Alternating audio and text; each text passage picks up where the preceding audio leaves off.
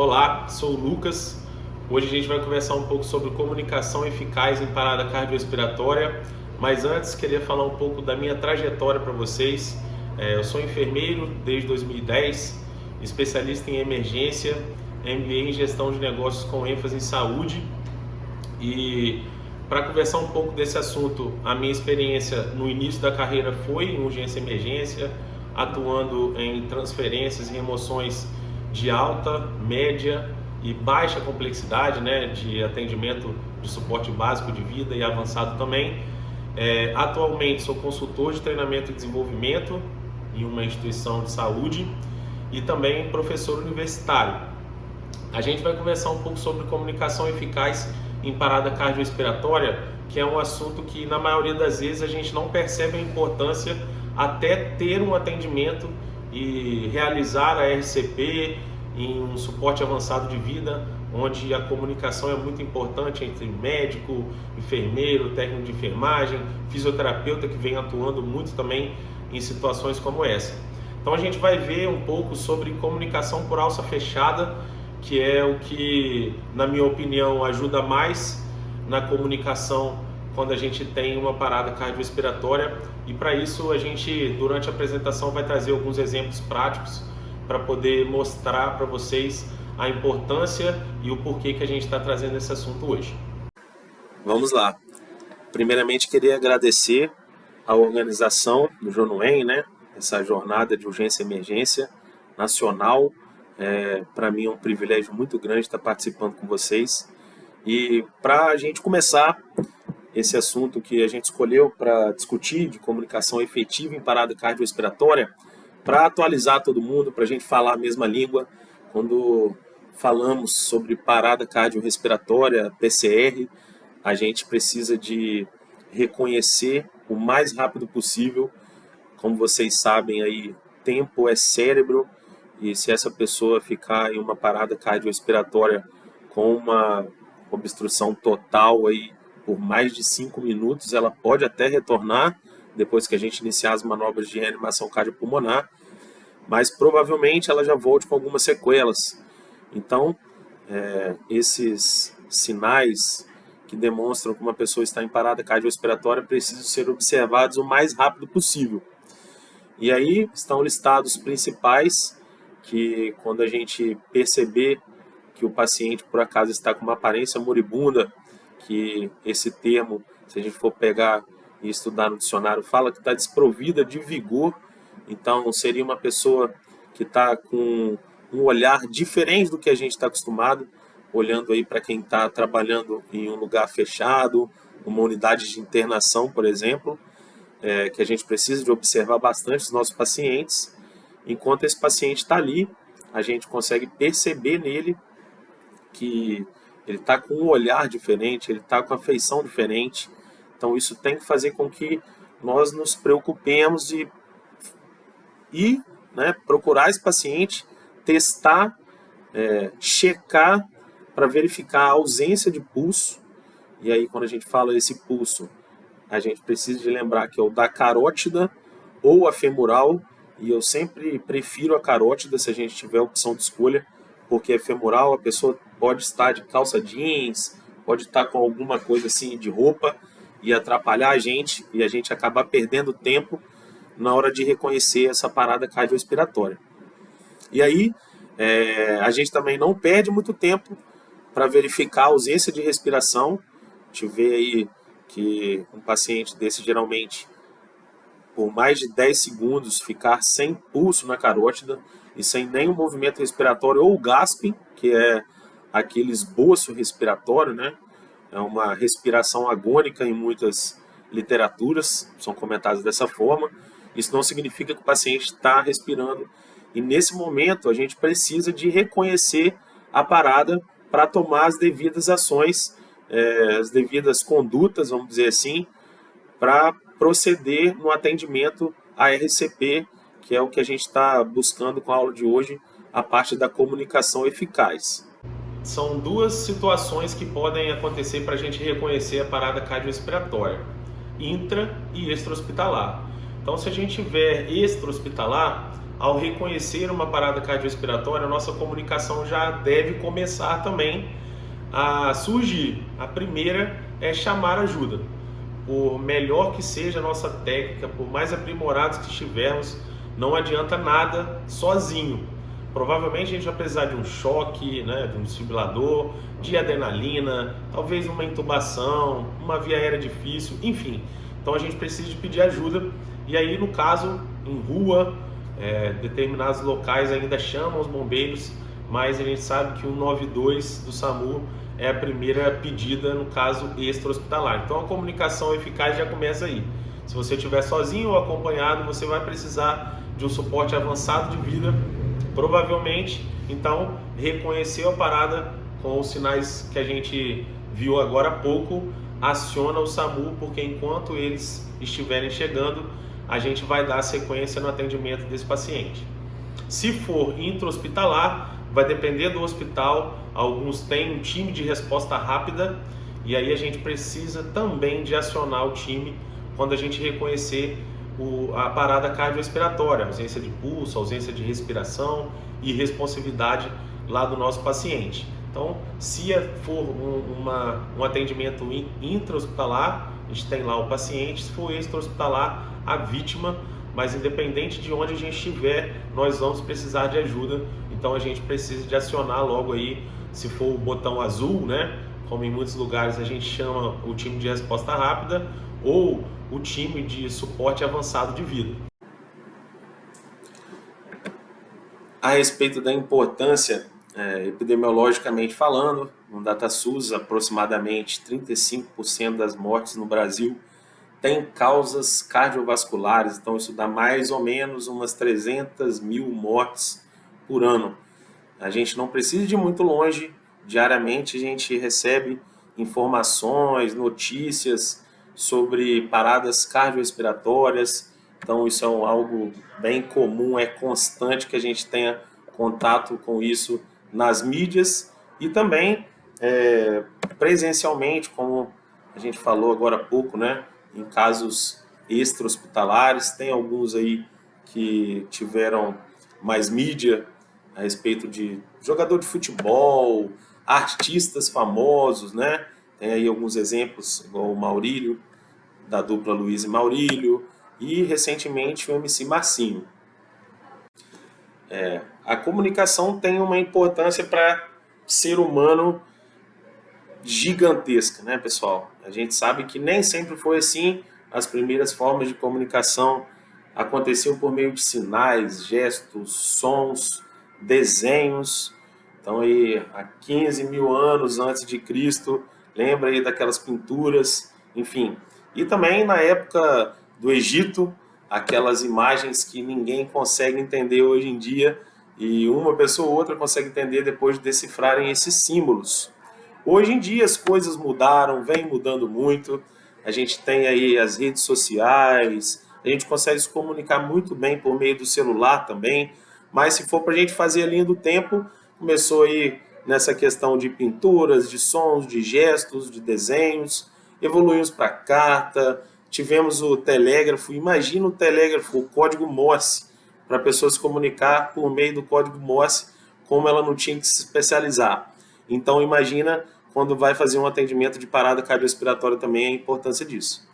Telefone, rádio, televisão, celular, smartphone hoje em dia, internet, e chegamos no que a comunicação se transformou no passar do tempo, o que a gente tem hoje em alguns lugares, quando é identificada a parada cardiorrespiratória extra-hospitalar, quando a gente chama ajuda, o serviço de atendimento envia um drone com um DEA, um desfibrilador externo automático, e o DEA faz lá o reconhecimento da parada, vai descarregar a quantidade exata necessária para desfibrilar o coração, se for um ritmo chocável, enfim.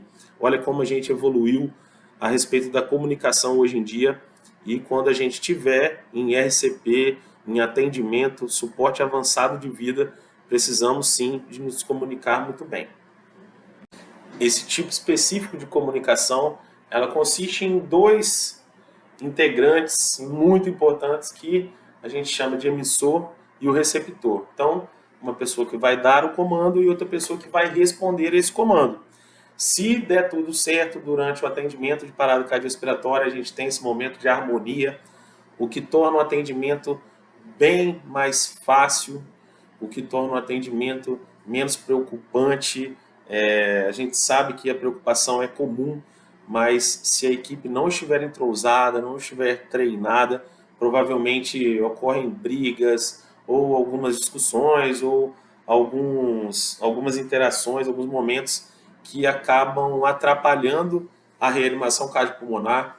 Nós sabemos que a questão da compressão torácica, se a gente se desconcentrar, se a gente estiver cansado, estressado, provavelmente isso impacta na porcentagem lá que a gente tem, de acordo com os estudos, de 30% de débito cardíaco em uma compressão cardiorrespiratória adequada. Então, provavelmente a gente perca um pouco dessa eficácia, vamos dizer assim, na compressão, se a comunicação estiver com problema. Então, lembrar que a comunicação por alça fechada é isso. É eu dar um comando, a pessoa executar o que foi solicitado e dar o retorno de que foi feito, de que foi realizado, para que a gente continue o atendimento da melhor forma possível. Ainda falando sobre isso, nós temos que descrever em que momentos a gente vai fazer essa comunicação, então isso também depende da equipe. Geralmente, se for intra-hospitalar, nós temos o médico, o enfermeiro, o técnico de enfermagem, o fisioterapeuta que vem atuando constantemente na parte da ventilação na parada cardiorrespiratória, e extra-hospitalar nós temos também a presença do socorrista, que é um integrante muito importante na RCP, no suporte básico e no suporte avançado de vida aos clientes ou aos pacientes ou vítimas também, no caso extra-hospitalar. Na prática, eu trouxe esse exemplo para a gente discutir um pouco, conversar um pouco, e ele ajuda muito porque ele tem uma colinha. Essa colinha também ela é muito importante para a gente. Precisamos de saber isso de cor, tá, pessoal? O ritmo chocável, que é o que eu vou usar como exemplo, ele não tem muitas nuances, a não ser que ele deixe de ser um ritmo chocável e passe a ser um ritmo não chocável, por exemplo, aí de assistolia ou AESP, que é atividade elétrica sem pulso. Aqui nessa atualização da diretriz de ressuscitação cardiopulmonar e cuidados cardiovasculares de emergência da Sociedade Brasileira de Cardiologia, nós conseguimos observar os momentos certos de comunicação, e isso não está descrito. É importante a gente aprender como funciona o atendimento em ritmos chocáveis, como esse que a gente vai usar agora, nos casos de fibrilação ventricular e taquicardia ventricular sem pulso.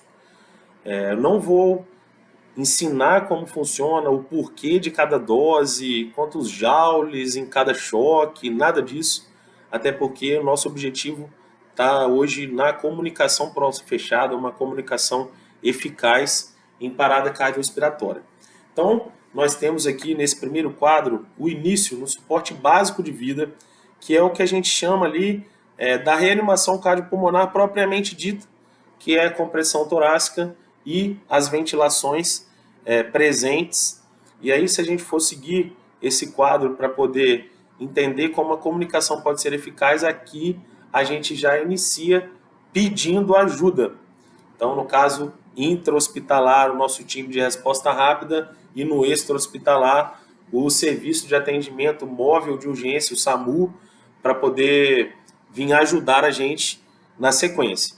Então, se a gente estiver no hospital, chamar uma ajuda e o pessoal logo comparecer, a gente já encontra aqui em cima um sinal, um símbolo, uma figurinha que representa choque. Então, a ideia é que eu inicie o suporte básico de vida com as compressões torácicas e ventilações e chegue um suporte que me proporcione a questão do desfibrilador, o choque, quando é indicado. Então, a partir daqui, a gente já começa a comunicação, então, com esse segundo integrante chegando para poder me ajudar, né, ou uma segunda pessoa, se ela conseguir já ter em mãos o desfibrilador é o mais importante. Então ela já vai começar a comunicação pedindo para poder identificar qual é o ritmo daquela parada após o início, já com as compressões e as ventilações. Então, aqui já é importante a comunicação, principalmente para a gente não queimar algum integrante da equipe, se por acaso estiver bobeando lá, estiver em contato com o paciente, por exemplo, no momento da descarga elétrica, né, do desfibrilador. Então, se for um ritmo chocável, o portador do desfibrilador tem que se comunicar. Então, ele, vou avaliar o ritmo. A questão da comunicação por alça fechada, ela não tem palavras para a gente decorar. O ideal é que a gente se comunique bem e da forma mais sucinta, mais resumida possível. E de maneira correta, né? Óbvio. Então ele vai pedir licença, então ele pode se comunicar assim, vou identificar o ritmo, e a pessoa que está fazendo a compressão torácica dá um tempo, fala ok, pode identificar o ritmo, ou seja, eu confirmei, né, que a pessoa pode ali checar o ritmo, ela vai checar e vai se comunicar novamente. É um ritmo chocável, afasta, o pessoal vai falar ok, na hora, não pode demorar muito também, porque a gente sabe que tempo aqui é cérebro. Então, a pessoa já falou que está com o desfibrilador, que vai dar o choque, no caso, na maioria dos hospitais, o médico, e a equipe também já deu ok, falou que ele podia aplicar o choque, né? Falou ok, automaticamente, o médico, se tiver com esse desfibrilador, entende que o pessoal já não tem mais contato nenhum com esse paciente de parada cardiorrespiratória. Vai deferir o choque e vai falar, reiniciar as compressões torácicas, porque ele identificou que o ritmo não retornou para o sinusal. E a equipe reinicia as compressões torácicas, e aqui nesse primeiro ciclo, após o primeiro choque, a gente já tem que providenciar acesso venoso se esse paciente não tiver.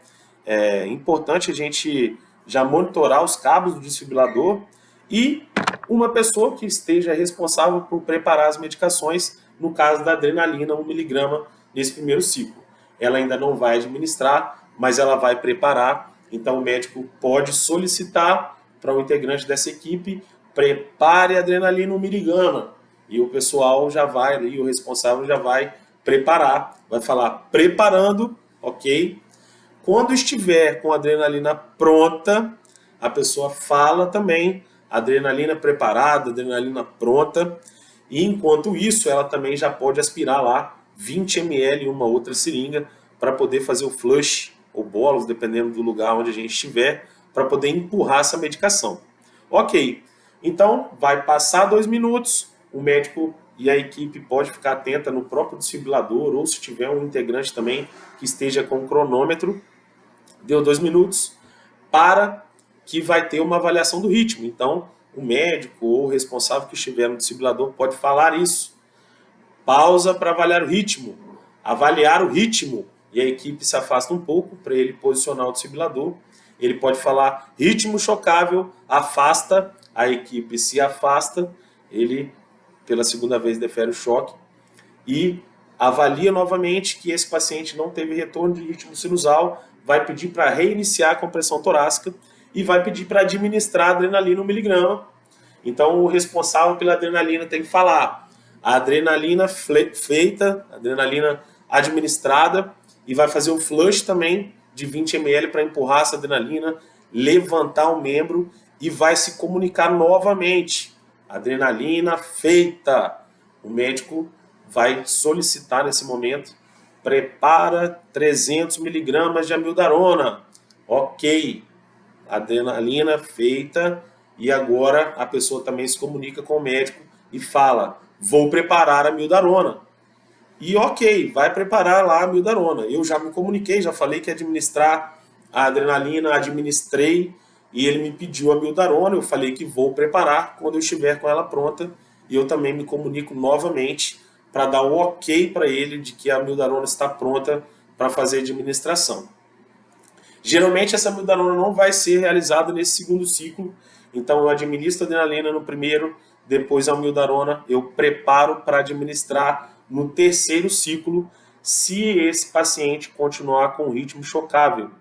Então, novamente, o responsável pela desfibrilação vai checar o ritmo, ok. Ritmo chocável, afasta, equipe, ok. Ele defere o choque, verifica que não houve retorno do ritmo sinusal, reinicia a compressão torácica. E o responsável pela amiodarona já falou a amiodarona pronta. Então ele vai falar, administra a amiodarona. A pessoa vai administrar a amiodarona, vai fazer o flush de 20 ml de soro fisiológico e vai novamente levantar o membro para poder facilitar o retorno venoso e vai se comunicar com o médico. A adrenalina já foi feita, agora a amiodarona feita, ok? O médico provavelmente já vai pedir para preparar a segunda dose de adrenalina. Então percebam que a todo momento o médico faz uma solicitação, o responsável dá o ok de que ouviu e ele também retorna falando que aquela orientação que foi dada pelo médico está pronta no caso de uma medicação ou nas questões lá de verificação dos cabos. Em tudo, quando a gente fala de comunicação por alça fechada, é necessário que a gente dê o ok, não de que a gente vai fazer, mas de que a gente, além de que vai fazer, de que eu fiz, de que está pronto, para o médico poder dar sequência no atendimento. Todos, durante esse processo de suporte avançado de vida, principalmente em ritmos chocáveis, devem saber o momento de fazer ali a sua função. Quem está com a medicação tem que saber o que fazer, quem está com a ventilação também, quem está com o desfibrilador, quem está com tudo ali, independente da função, precisa de saber sobre ela, precisa de estar treinado também. Para a gente dar sequência, pessoal, todos os outros ciclos, eles vão ser, o próximo ciclo, na verdade, depois de administrar a amiodarona 300 mg, a pessoa responsável pela medicação prepara a adrenalina. No outro ciclo, que aí no caso a gente está no quarto ciclo, ela administra a adrenalina e prepara 150 mg de amiodarona. Ou seja, agora só metade dos 300 mg que foi administrado lá no terceiro ciclo. Ok, no quinto ciclo vai ser administrada a amiodarona e a partir disso vai ser sempre ciclo sim de adrenalina, ciclo não. Ciclo sim de adrenalina, ciclo não. De acordo com a literatura, só esses dois momentos de amiodarona. Um de 300 mg, que é no terceiro ciclo, e outro de 150 mg no quinto ciclo. A partir daí, a cada 2 minutos que a gente tiver de compressão torácica, que a gente administrou nesse ciclo a adrenalina, a gente dá uma pausa, de acordo com a literatura, de 3 a 5 minutos para administrar novamente. É isso, pessoal. A respeito de comunicação efetiva em caso de parada cardiorrespiratória, a gente precisa de lembrar da comunicação alça fechada, que consiste em um emissor e um receptor. Só que em algum momento quem foi o emissor precisa de ser o receptor. A gente precisa de ter um retorno para esse emissor, né? O receptor tem que falar que foi feito, que foi solicitado, para não ficar uma informação ali perdida durante o atendimento. Espero poder ter ajudado vocês. Vou deixar meu contato, fico à disposição para outras informações, para a gente trocar uma ideia. Agradecer novamente a organização desse evento, tá bacana demais, e eu vou participar também de outras palestras e tamo junto.